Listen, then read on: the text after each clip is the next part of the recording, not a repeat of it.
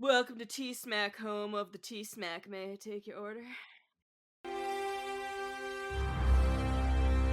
Hey there, hi there, hello there. Welcome to an all-new episode of Talking Smack, where we talk superheroes, movies, animation, comics, and so much more. I am your host, Josh Scar, and joining me as always is my co-host, El Gato Grande. El Gato, how are you doing today?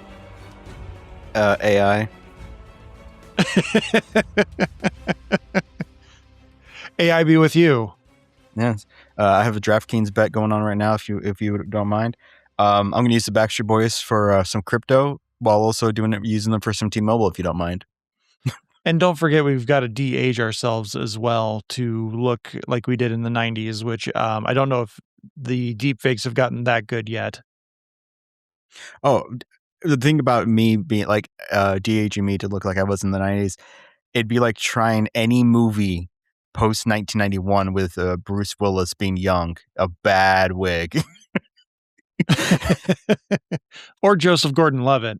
Oh yeah, I started going bald when I was like 16. So, I mean, you try putting a little hair on that, it's like a little weird.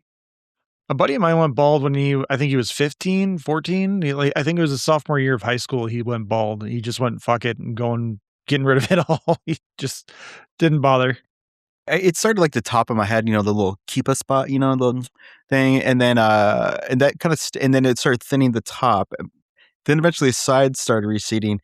And I think I was 22. And I asked her one day, I was like, the hairstylist was like, is there anything that can be done here with the wispies on top and everything? And she went, you should just stop coming to me and just shave your head. And that's what I did. I picked up a little razor. That's a day I'm dreading. Like I've always had pretty okay hair. It's starting to fade a little bit on the sides, Nope. but Distinguished. Mm-hmm. You can shape that into a widow's peak easy. No, that's the part that's fading more. It's getting so much more thin there. Yeah. Slightly coiffed forward, and it's fine. You gotta bring back your Clark Kent curl. I'm going for like the Jean Ralphio. I'm going for height, like Conan and Jean Ralphio. That's what I want is the volume. Or you know what? You could just do the Guy Fieri thing and just spikes. I mean, that's going to make me lose my hair more with all that product. Man, I think yesterday legitimately made me sick. I've been so worn out all day today, and I'm like, I don't even know if I have the energy to podcast, but we're going to try it. We're going to see what happens here. But two guys that always have the energy and two guys that always bring their A game. We're going to hear from Dan and Dan over at Gaming Views, and when we come back, we're going to talk some superb owl trailers. We'll be right back.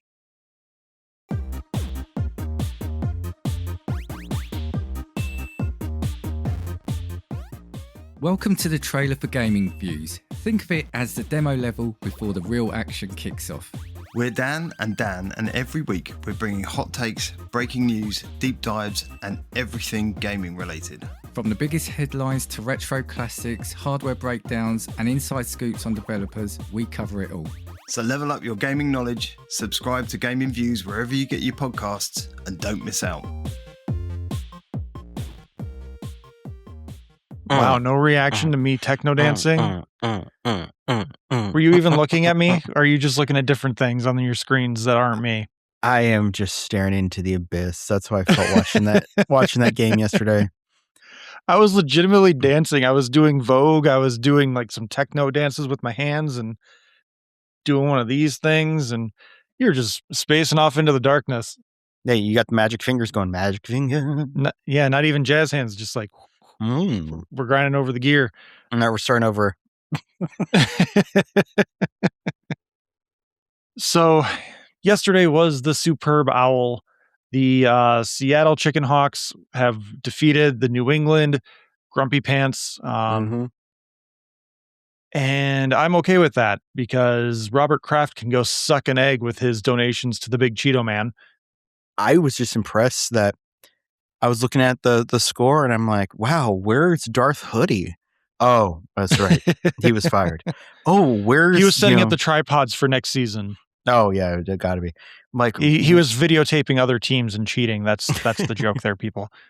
Where's the Gronk? Oh, that's right. He's like retired and doing guest spots on random Doing TV USAA shows. commercials, even though he's not a military veteran. Yep. Tom Brady's getting some more plastic surgery and looking like he was computer generated into a Dunkin' Donuts commercial. Weird. Tom Brady's starting to look weird. Like there's something going on there that's. I think was it the 2007 season where they went undefeated until they lost? No, it wasn't 2007. It was 2011. No, that was the Packers. I think it was 2007 actually.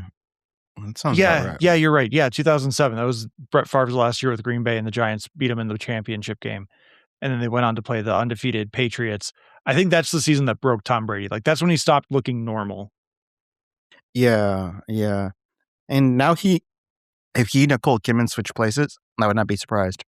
There's just that uncanny valley of tautness and like no facial expressions that is really starting to get to me. Well, he does have the more defined cleft chin. He's got that like chin implant. Like he almost looks like the Crimson Chin from Fairly Odd Parents. Like that's what he's got going on. Yeah. Not quite Jay Leno, who was the voice of the Crimson Chin, but it's pretty close. Yeah. So this is my rant. The game was incredibly boring.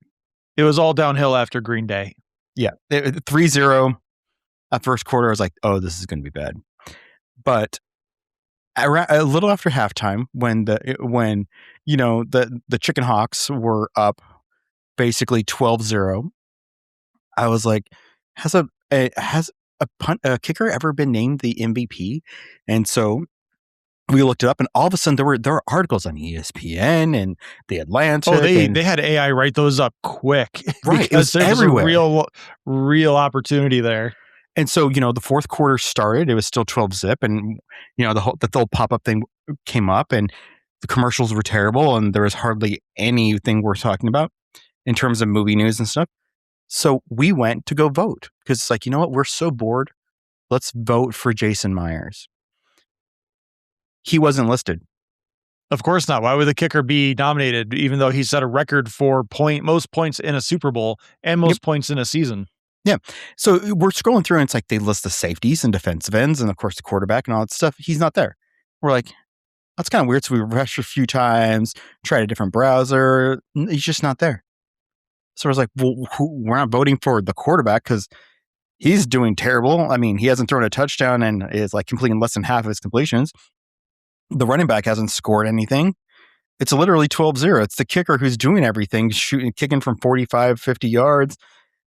So apparently people were tweeting and Facebooking and the TikToking, the red booking, all that stuff to the NFL. Like, hey, why isn't the kicker listed? So they added them like midway through the fourth quarter.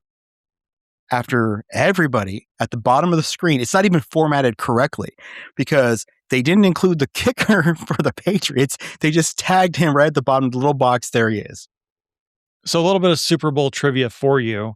Obviously, no, a kicker has never been named MVP, although yesterday was probably the best case you'd ever see for one. The only specialist to ever win an MVP, in NFL terms, specialist meaning people who do not play offense or defense, just specifically special teams. The only specialist to ever win an MVP is Super Bowl 31, Desmond Howard. Green Bay Packers. That makes sense. Yep. So we started voting for him because you can vote as many times as you want. Eventually, they shuffled him towards like the middle of the grouping. I don't know if it was based off of like they were trying to hide him because they didn't want a specialist to win again. Yep. But it ended, and everything they closed the voting, everything happened, and we're sitting up there. We're like, well, we know they're not going to give it to him, but hey, at least we did our part for like 20 minutes. As the refs try to insert themselves into the game in the last 5 minutes by suddenly calling everything after the game's over. Yeah, they gave it to a running back who got 135 yards total off of 27 carries, so an average of 5 yards. That's a good day. That's a good day at the office. And for what they didn't do on offense, I think that was the only thing they could do. The defense, it would be really hard to pick just one guy. Yeah, they could have just given it to the damn kicker who scored 17 of their 19 points. They should have. Yes, they should have. Just like James White should have won the Super Bowl MVP the year the Patriots had that 28-3 comeback, but they gave it to Tom Brady because reasons. But James White set a Super Bowl record with 4 touchdowns in that game, and I think he set a record for most yards from scrimmage. Yeah, Tom Brady had to give him the ball, but he had to do something with the ball. He's a running back. He's starting 5 yards behind the line of scrimmage on every play, and he got 4 touchdowns and the game-winning touchdown. Dude deserved to get the MVP, and they wouldn't have done what they did without him. And yet, no, it's Tom Brady. Yeah, what was it, 2012, 2013? Crawford should have been given for the Blackhawks the MVP for the... Yeah, and they gave it to Patrick Kane. Yep. Yeah, for no reason at all. Even though he had, 2 shutouts, and he allowed, 3 points in 6 games? Yeah, his goals against average was incredible that year, and he should have been the MVP. But they of course, gave it to Patrick Kane because Patrick Kane needed an MVP for some reason. Yeah, but no, it pissed me off. It ticked me off so much that the commentators are talking about it. The fake AI articles are all written out for everything because people are looking up as a kicker, everyone. And the NFL didn't even freaking bother to include a kicker on the page. As any Green Bay Packer fan can tell you, kicking is extraordinarily important.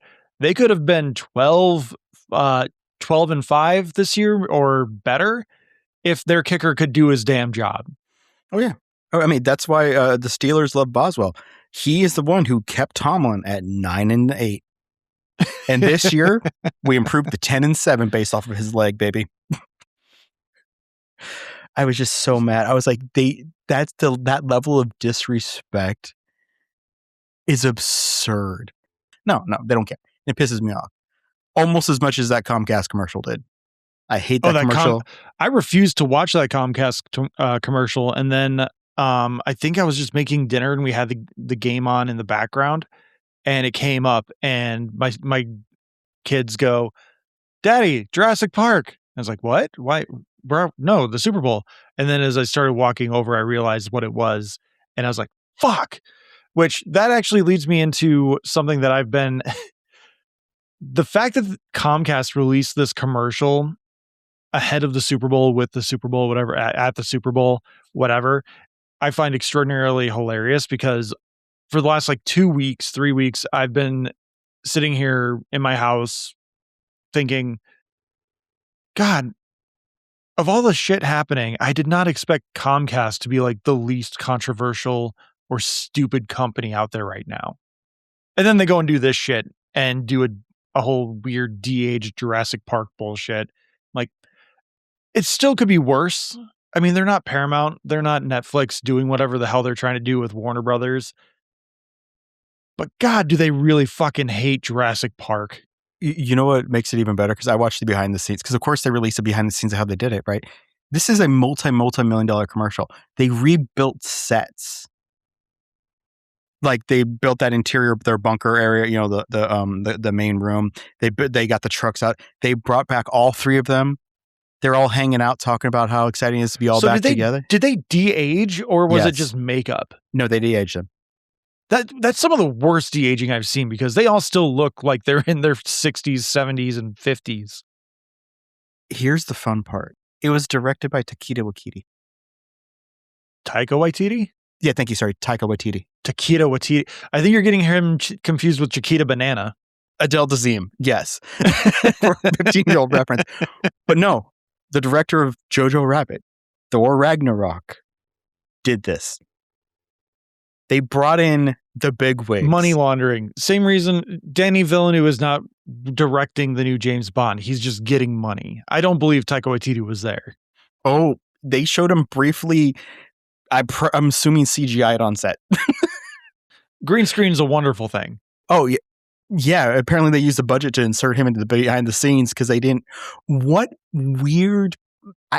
it has to be AI.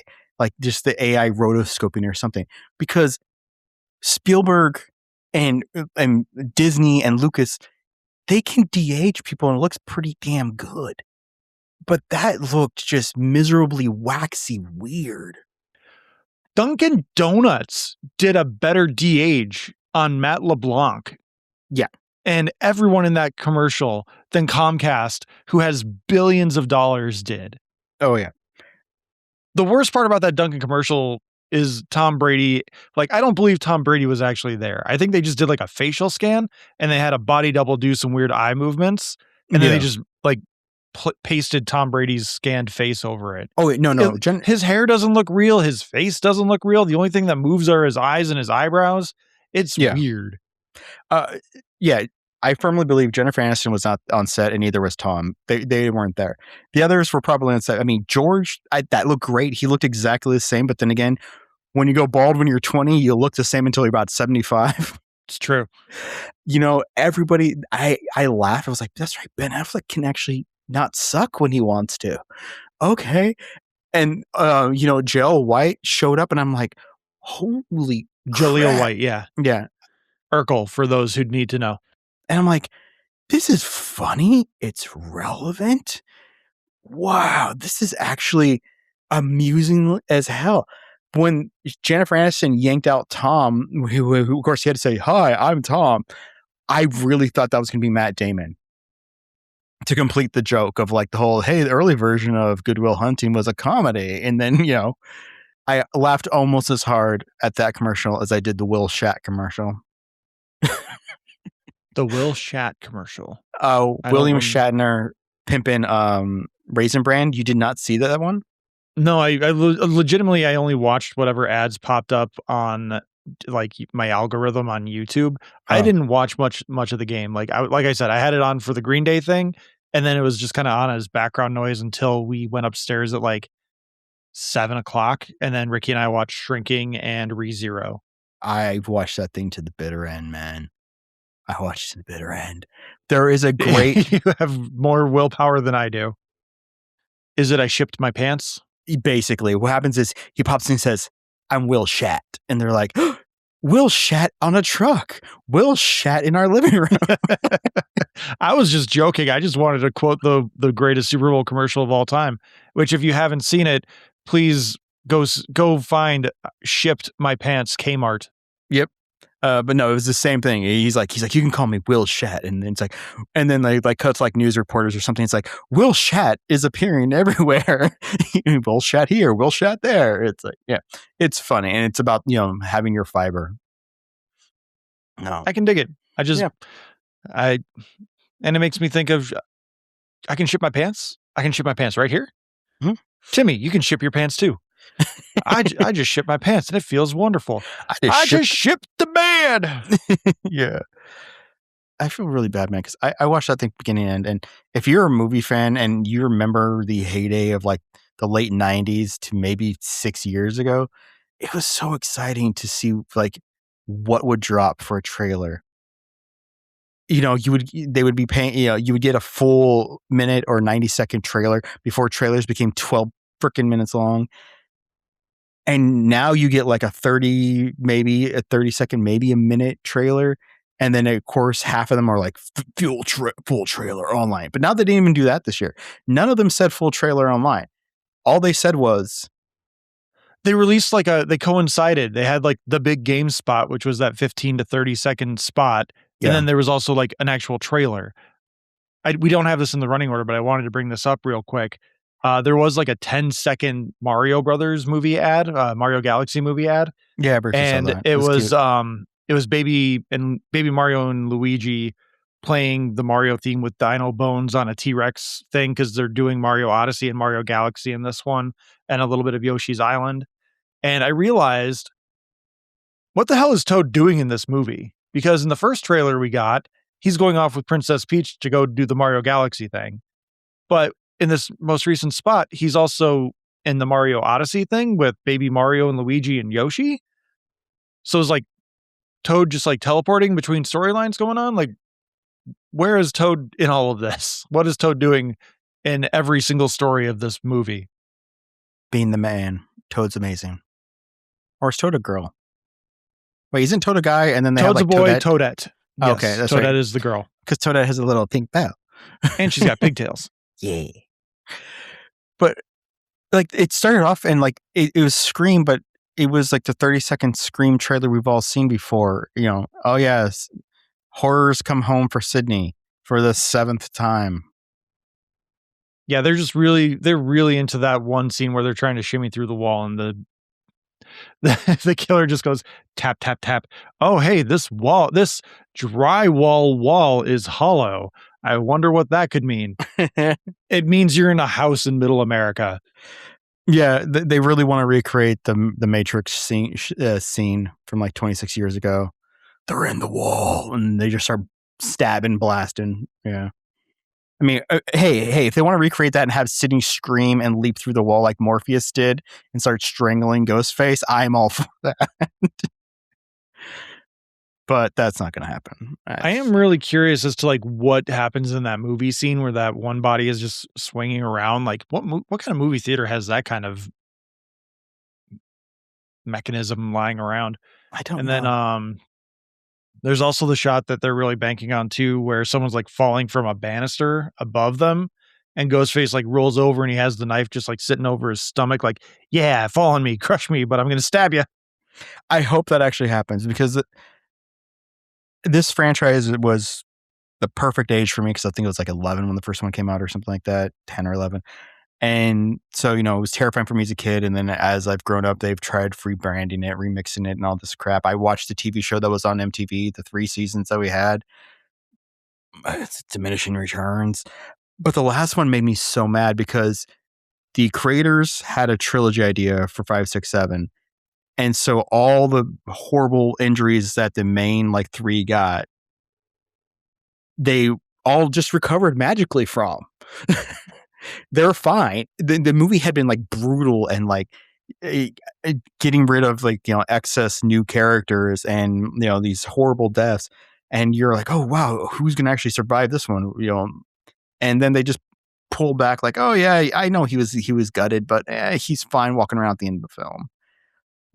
So they've started completely over with this one again. So we'll see. It's real Rob Schneider at the end of Judge Dredd vibes. Oh, yeah, totally. I've got a bank on. They're rebooting Paranormal Activity and they're rebooting Saw again. So maybe fourth time's the charm. Oh, yeah. But we can't freaking get Freddy or Jason back. Audiences are too sophisticated for Freddy and Jason at this point. Oh, yes, we're so sophisticated now. Instead, we'll just have people running around in sheets with knives instead of hockey masks. Sophisticated, like not being able to understand a really good joke in the Masters of the Universe trailer, because we talked about Masters of the Universe a little bit a couple weeks ago, but we said there probably will be something with the Super Bowl. Surprisingly, there wasn't. No.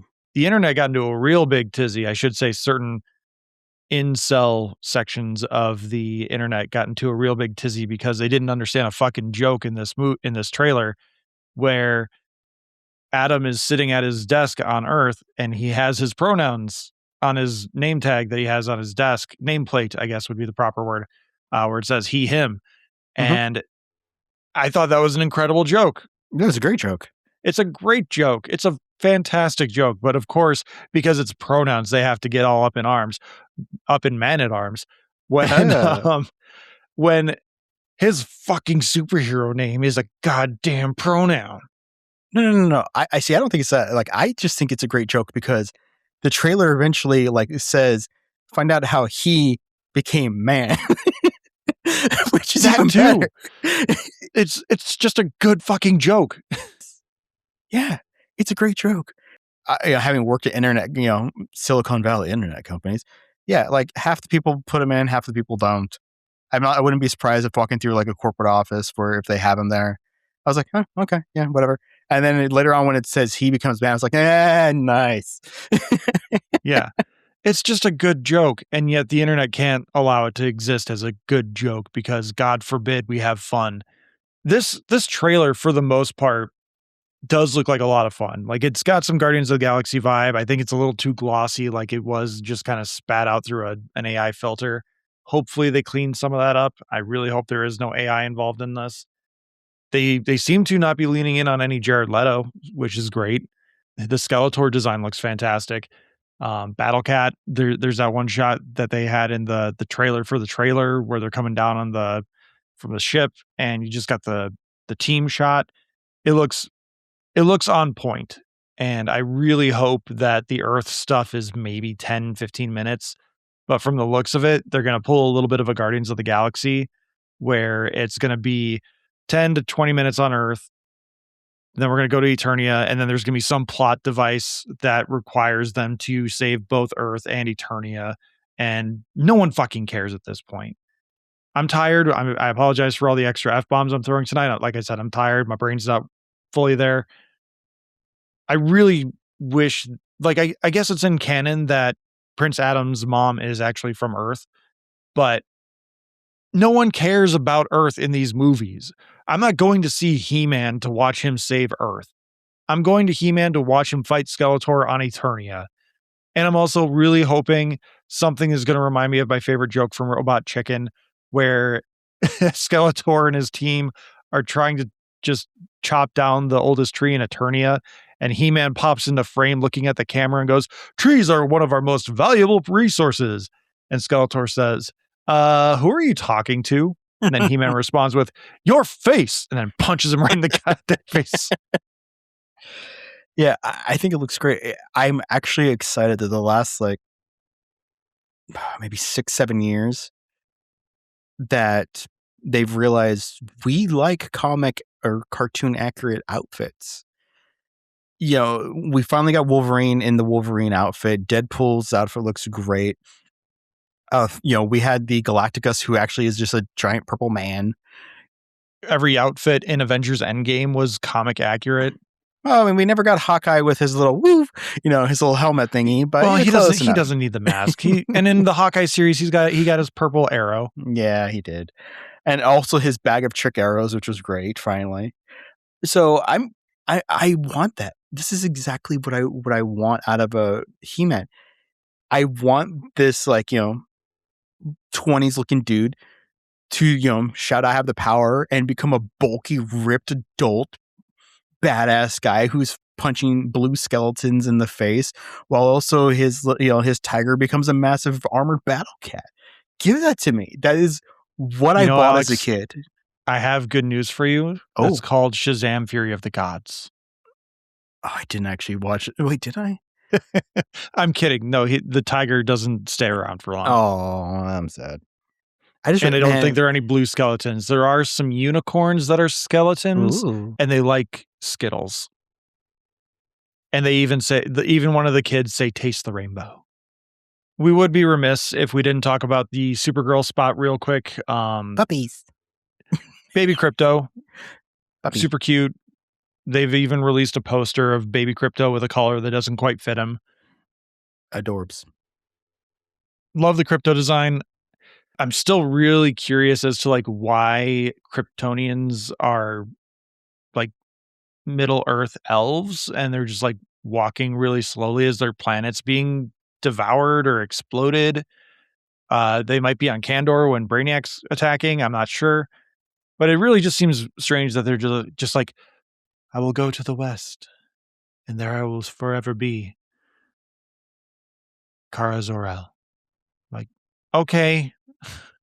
Can we move with a little more urgency, please? One of them says, you know, we're going to the Undying Lands.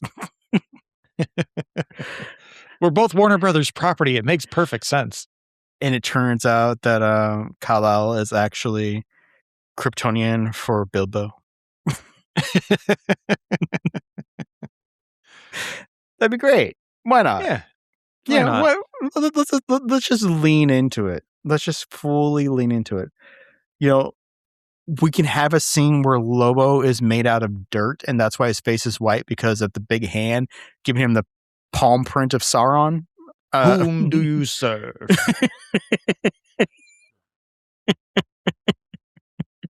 Is this what it's going to be? Is, like, the Superman, Supergirl series just going to be leaning on crypto?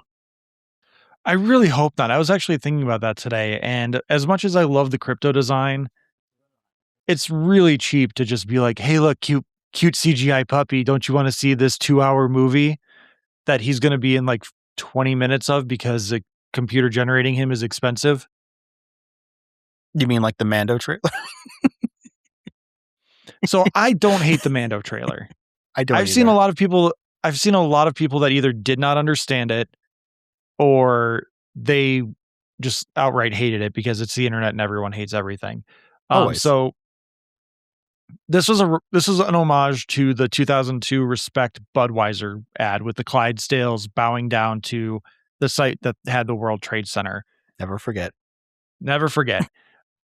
I saw this trailer online because, again, I didn't watch any of this on the actual TV during the game. And I heard Sam Neill? Who's Mustache Man? Sam Neill is Jurassic Park Man, isn't it? Yes, Sam Neill's Neil Mustache Dude. I don't remember. Sam Mustache Man. Sam Elliott. Sam Elliott. That's his name. No, he's Sam the Mustache Man. Tom Selleck. No, that's Tom Mustache Man. Sam Elliott doing the voiceover ahead of this. I was like, they didn't get this. They didn't get Sam Elliott in here to do a Star Wars. There's no fucking way. And then I realized after probably another 5 or 10 seconds, like, oh, I get it. I know. I see what they're doing. Mm-hmm. They're referencing a beer commercial in their Star Wars toy commercial. Because that commercial is old enough to drink. And then some. It's like 24 years old at this point. I thought it was, when I realized that it was I thought it was a car commercial at first because, the Sam Elliott thing. And then I was like, wait a second, this is a Clydesdales commercial? And then I was like, those are Tauntaun legs. And yeah, it was cute. It was a cute homage. The Tauntauns being on 4 legs for a second, that confused me. That was like, Tauntauns are bipedal. They're not quadra whatever. Yeah, but it was cute. My problem with the Mando stuff is that they were leaning hard into this is a Grogu movie. Like, he's literally Mando. taking the reins. Oh, Jesus. Yeah, Yep. But yeah, I mean, I'm still hoping that they mix it in well, because even the last season, which I just didn't really like, they still had some grit there. Mando was still able to do his grittiness crap, hoping we don't lose that swagger as much as they, include the shenanigans of, was it Bebo Feck? Babu Frick. Bad Babu baby. Frick. So no, it was cute. Don't you dare rip on Babu Frick. He's like the best thing that came out of the sequel trilogy. I think he's great. Babu Frick and whatever kind of freak aliens his species are, the Babu Fricks, I don't know that. Sure. Those are like my favorite new things in Star Wars. Yeah, I mean, I'm hoping it ends up related to like the worm ones from the Men in Black movies. Similar designs and personality. He just needs a pack of cigarettes and some coffee. Yeah. Wait, what was the joke from the first one? They're like, oh yeah, he's like, you watch out for that one. And he's like, and then the second Jay leaves, they say, we're going to play Twister with you. And I love the look that she gives him of like, what? So you mentioned losing a step or something to that effect. We got to talk Spielberg's Disclosure Day. Oh my God. I would actually be intrigued in this movie if it weren't so overtly AI heavy. Though those animals, there's that one shot from the first trailer with the house and the glowing. And I feel like the house and the glowing. Oh my. It's a really bad impression. I forget who was the nutty professor that wasn't Eddie Murphy? Jerry Lewis. Yes, Jerry Lewis. See, I thought you were doing art from Family Guy, the pharmacy owner. He's a Jerry Lewis too. Yeah, really bad. Not as bad as Disclosure Day looks with all this AI that they just went, hey Spielberg, you're on the decline. No one gives a shit about your stuff anymore. How about you make a big AI commercial for us about aliens? There's some cool stuff in there, like that one shot where they pan behind one guy's head and it goes from, is it Kenneth Branagh into Emily Blunt? Yeah. Like that shot's really cool. Like what the hell's happening when their eyes are glowing blue and then they turn back to their normal color? Like there's a lot of really interesting stuff happening here and like good intrigue. But then I see all the AI shit and I'm like, I don't care. No. This movie just seems so off to me. Maybe it's because they're really leaning into like the sound effect of like the clicking when the aliens or whatever are speaking through them. And because we got that during Alien Earth, I had that same thought. I can't take it seriously because it's just the symmetry of them having the same thing. It makes it immediately feel reductive. And yes, I know what Disclosure Day is supposed to mean. It's like this conspiracy theory that, the government's finally going to give us all the disclosure about what we know about aliens out there. And there is rumor, there, of course, people are like, maybe Spielberg would be the one to actually, do it because he did Close Encounters of the Third Kind in the 70s when that was really big. And he had the lead of Project Blue Book was one of his advisors, Hennick. So maybe they're going to use Spielberg to finally release what is happening. The thing that just really ticked me off about this was the end stinger shot that was supposed to get us super hyped was the UFO coming out of the clouds. And I was like, hey, Independence Day. Mine was Nope. Yep. Nope. And I was like, oh, they just took a shot from Nope. And I guess my biggest thing about this film is it's called Disclosure Day. But like everything about it is like more like We're Here Day. Not like, oh, hey, by the way, we're going to acknowledge the existence of aliens. It's more like, oh, hey, aliens are possessing people, or maybe they are aliens and they're sleeper agents and we're awakening them. Like there's a whole level of intrigue of stuff going on here. But at the end of the day, like we know that something weird is happening with aliens because of this whole thing happening with Emily Blunt's character doing the alien Earth clicky mouth things. She learned how to speak Yauten. Apparently. I'm going to need something more than the little clicks and ambiance. Like, what is this movie actually about? Because if you're giving away aliens, okay, what about it? Is there a war happening? Is there like mass panic? Is this the rapture? Did you not see the creepy reindeer in the little girl's room? With the CGI Disney bird hanging out on top of its antlers? Yeah, I don't know. You mean AI generated bird? It's trying to build mystery, and there's no mystery for me.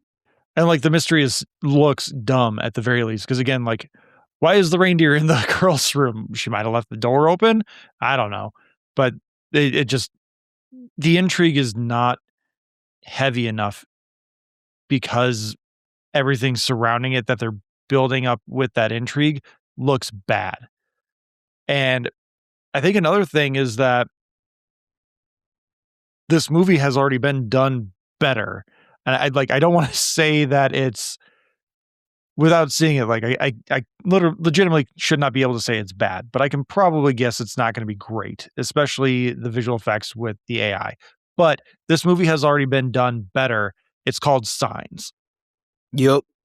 Yeah. Close Encounters of the Third Kind. It seems like a very similar thing. One person has like this connection in their head, and this is important, building mashed potato crap or something. I'm going to need something. Otherwise, it is Signs. It is Independence Day. Yeah, it's Signs and Close Encounters because, yeah. And among other things, if you're building intrigue on this stuff, nothing is more damn intriguing than that shot in the cornfield with that alien. Yeah. Nothing. Yep. If you want to have like build suspense, build what is happening, what's going on, and you have that alien just creep across the screen suddenly, like M. Night should have just retired after that shot. Like he peaked. He peaked there. Yeah. I mean, John Williams is coming back for this film. He needs to stay retired. If he came back for Indiana Jones, he came for Indiana Jones and he's like, this is my last one, I'm retired. And everyone's like, that sucked. And he came back, he's like, I got one more in me, guys. I'm 940 years old, but I got one more in me. What was his last really memorable score? He didn't even come back for the last few Harry Potter movies. The original Harry Potter movie. No, I mean, if anything, I think AI, artificial intelligence, might have been his last really great score. That is such a good one, man. Although Catch Me If You Can came out after. Catch Me If You Can was what, 20? I know he was nominated for Lincoln, but I can't for the life of me remember anything about Lincoln besides Daniel Day-Lewis banging a table. Not in a sexual way. I was like, context? And I JD Vance's way deep ancestor. I'm trying to flip I shouldn't through. imply that JD Vance is related to Abraham Lincoln. The table was, not Lincoln. Maybe 2005, you had Revenge of the Sith, War of the Warlords, Oh, Memoirs of a yeah. Geisha, and Munich. Memoirs of the Geisha. Beautiful. And beautiful Revenge score. of the Sith, definitely. Yeah. War of the Worlds was good too. I got to go back to that one. That's one that I remember people have been talking a lot about in recent times-ish as like something that was actually good. I remember not finding it very interesting, but I only saw it the one time with my dad in theaters. I love it. I think it's a great movie. I think it's has some real darkness to it. I'll never, that scene where they're at the train crossing and you're sitting there in the middle of nowhere. All of a sudden the train goes by and it's like completely on fire. Is haunting. As is, they cut away from Tom Cruise fighting that guy in the basement because he realizes that the guy's going to try to like kill his daughter, and they just focus on her, and you hear the sounds and the grunts of the fight and happening off camera as she's trying to cover her ears to not see or hear what's happening. Is great.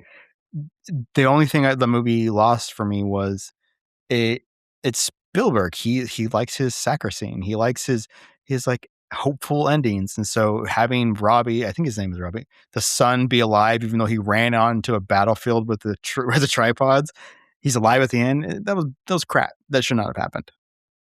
But it's good. I think it's Spielberg.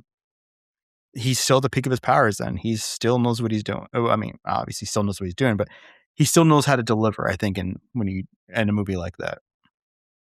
On the subject of crap things that shouldn't happen, I guess there was also a trailer for a Brad Pitt Netflix movie that's a spinoff from Once Upon a Time in Hollywood. Oh my God. The thing that ticked me off so much about this trailer. So you didn't watch it, did you? Or did you? No. Okay.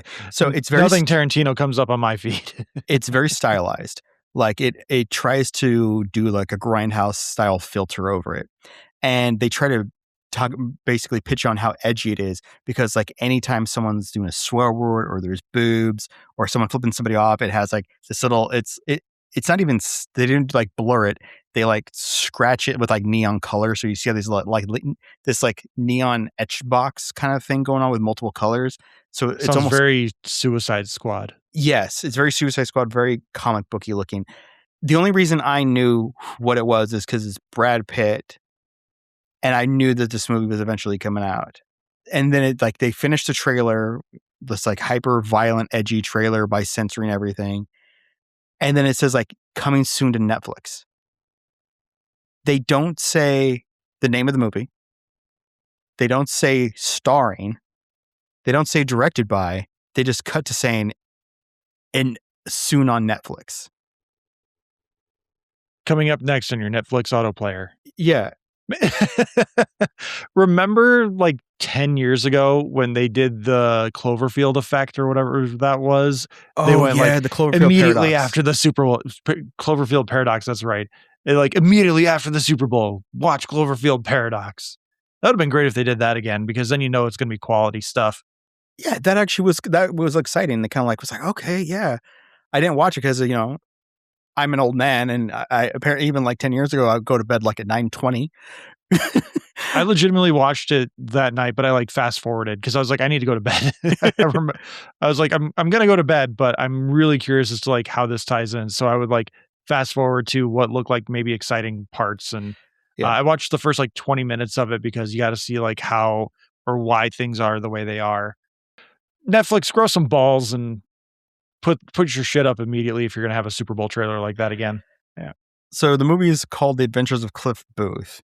It is written by Tarantino, but Tarantino didn't want to direct it. Because then he hits his mandatory 10 movies and he has to retire forever, and we don't have to hear from him ever again. Yep. And it's directed by David Fincher. Didn't he die? That was David Lynch. Lynch, okay. Fincher is 7, Fight Club, I'm blaming Panic my Room, pre-sick haze that I caught from watching the Super Bowl for 5 minutes. Social Network, Gone Girl, that's Fincher. Yeah. I don't care. This is a situation which even though it's David Fincher who has clout, this is a very much not Danny Elfman, Nightmare Before Christmas, Tim Burton. They're like, this is Tarantino's Adventures of Cliff Burton. Tim Burton's Nightmare Before Christmas, but yeah, ignoring Henry Selick, who actually directed that damn movie. And basically they're ignoring David Fincher, who is and then every this. movie he does afterwards, they're just going to switch, bait and switch people because everyone thinks Tim Burton directed it. It's like, Coraline from the director of Tim Burton's Nightmare Before Christmas. Why not just say Tim Burton? Every audience member ever that doesn't know that Tim Burton didn't actually direct Nightmare Before Christmas. Yep. I have no interest. Tarantino's just never been a director who's hit with me. Same. I don't care. It's not something we're going to cover for the podcast. I'm not going to subject myself to it. Maybe you can go listen to Antonio and Justin talk about it. I'm sure they will. Yep.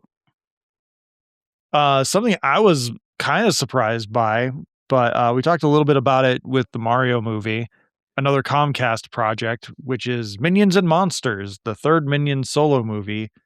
There is a small plot hole here, but I don't know if I want to get into it. The Minions, their whole thing is they will serve the most evil person on the planet. This movie, I believe, is set in like somewhere between 1920 and 1940. Sure. There's a very obvious most evil person in the world that should be around. No. But obviously the Minions aren't going to go there. If they had balls, they would. Just like if Tarantino had balls. Or no, Netflix. Netflix is the one who needs balls. Yeah, so like there's a weird thing happening here where they just decided to take a break in that era of history and they wanted to make movies. Which, like, understandable. The silver screen, it's the golden age. It's a brand new frontier, and plus, movie studio executives are pretty evil as well, especially in that era. Now they're just dumb and greedy. The Chibi Cthulhu I found really endearing until I realized they just took the Toad animation cell or whatever character design and just painted the whole head green and gave him the Zoidberg tentacles in the front of the mouth. Yeah. I think this is it's so hard to hate this damn franchise. Like, it's so easy to want to hate it, but it's so hard to actually hate it. But it's your aunt's fault for hating it more than it is the franchise's fault, because your aunt is the one sharing all of those Minion memes that have nothing to do with the damn Minions. Because even now, it's been since the first movie came out, 2015, Despicable Me, is that 2010? Is that when the first one came out? Somewhere around there, like 2009, 20. I think Steve Carell was still on The Office at that time. I still can't, when I see something that's like really soft, I'm like, oh, it's so fluffy. Oh yeah, it's so fluffy is classic. And then, like, have you seen the behind the scenes videos of the woman who does the voice of the Minions? Like, those are adorable. Oh yeah, it's 2 people, I think. I think it's 2. I think it's 2 or 3. Yeah, but they're great. They like just babble at each other. It's adorable. Yeah. So yeah, I'm excited for it. I think it's I'm going to see it in theaters. Maybe if I can kidnap someone's child, but but otherwise I'll wait for it to drop on Peacock in like 12 weeks. I mean, that might be one of those movies that you're like, oh yeah, the 45-day window is passed. Why isn't this on here yet? Oh, it's made $7 billion at the box office. Yep, that's most likely what it's going to be.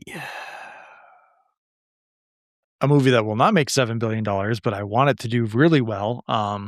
Released like the most spoilery trailer they possibly could have, but like it also, I think, is kind of needed for this project. No pun intended. Project Hail Mary released a very Rocky and Grace heavy trailer ahead of the Super Bowl. Like, I don't know if they released it during the game. It's a really long trailer. I think they just went, hey, people are looking for new trailers during the Super Bowl. We're going to drop it. It's very much kind of showing off how these two characters come together and learn to communicate, which I really wish they would have kept that a secret instead of having that revealed in the trailer. If you are interested in going to see Project Hail Mary, I would say do not watch this last trailer if you are able to not see it, or if you can unsee it. If you have the Men in Black Forget Me Not device. Yeah, otherwise, I'd like, as someone who has read this book, I really dig the trailer and it makes me really happy with a lot of stuff they're doing. But I really wish that they would hold back a little bit to kind of have some surprises along the way with this part of the story. All right, I just skipped around that trailer, and I am not going to watch it because I actually am excited for this movie. So what happened during the Super Bowl is they gave it about I'm going to say a 45-second little teaser, and it was mostly doing the I'm going to science the shit out of this kind of thing. It was him showing up and he's like explaining to NASA or whoever, like, hey, this is some of the things that I think you guys could do or something like that. And they're like, well, we need a scientist for that. And he's like, what? He's like, okay, cool. Who you getting? And they're like, you. He's like, no. And then Jack Smackley is back. Wow. I am not a scientist. And then they had like 15 seconds of quick little montage-y strapping him into the thing, firing him off. There's accidents, there's some explosions, and there's a rock monster. But looking at the 2-minute and 45-second trailer they dropped, and I skipped through, I'm like, well, that looks spoilery as hell, so I'm just going to back out of this right now. I mean, people got really mad at the first trailer for spoiling that, but I like I mentioned a while ago, like that's chapter 6 of the book. It's kind of not the emotional, but like the hook of the story is like, oh, two scientists from different planets come together to save their worlds and their stars. How do they do that? Like that's kind of the bigger story, and the ticking clock is saving the stars. So like there's other intriguing stuff going on, but again, I'm not going to spoil it for anyone until we review it. But I think that this has a chance to be really good. I just hope that they don't lean too heavily into some of the more, like they're really trying to play it up as it's The Martian. The Martian was really funny and quippy and charming. Yep. This book at least was not The Martian. He's not narrating to a camera. He's documenting things. Mm-hmm. Because he has to send the data back to Earth because they have a way to set up that they can send some unmanned crafts back ahead of him to get there. So they'll have like an extra year or two with time dilation and traveling faster than light. So like, I understand why they're doing it. It is technically kind of built into the story, but it's more just kind of implied that he's doing it than it is overtly moments within the story where he's talking to the audience through the book or whatever. Mm. You said it's this trailer spoilery, so we should avoid it because I'm excited about this movie. We're definitely watching this for the podcast. How shocked were you reading the book when you found out that this was a stealth sequel to Galaxy Quest? I mean, the signs were there. I just really was not looking for them at the time, but having looked back on it, they're all right there. I mean, his name is literally Rock. I love Galaxy Quest so much, and that's what I was like briefly going through. I was like clicking, and then they show like what Rocky fully looks like briefly. I was like, oh crap, and then I went in my head. I just heard Rock.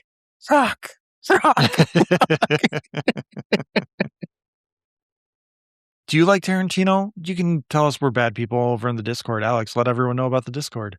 We'll ban you for saying you like Tarantino by clicking the link below at tsmackpod@gmail.com, which is, and also the link is to our Discord. You can have polite conversation and with people. Matt will probably forgive you for liking Tarantino, not me. I'm going to hit that ban hammer. I don't know if we'll necessarily ban you just for liking Tarantino, but if you're a dick about it, maybe we will. 24-hour timeout. So if you're watching on YouTube, don't forget to hit that like button. Don't forget to hit that subscribe button. I think the tired and wearing out is finally hitting me. No, come on. There we go. That's what it needs to do. I clicked the button and it didn't hit the button. The button didn't button. This is why we need to go from buttons to knobs. man, if only. But then you have the tourney thing. To quote Eddie Izzard, you have the tourney thing, but the tourney thing lies.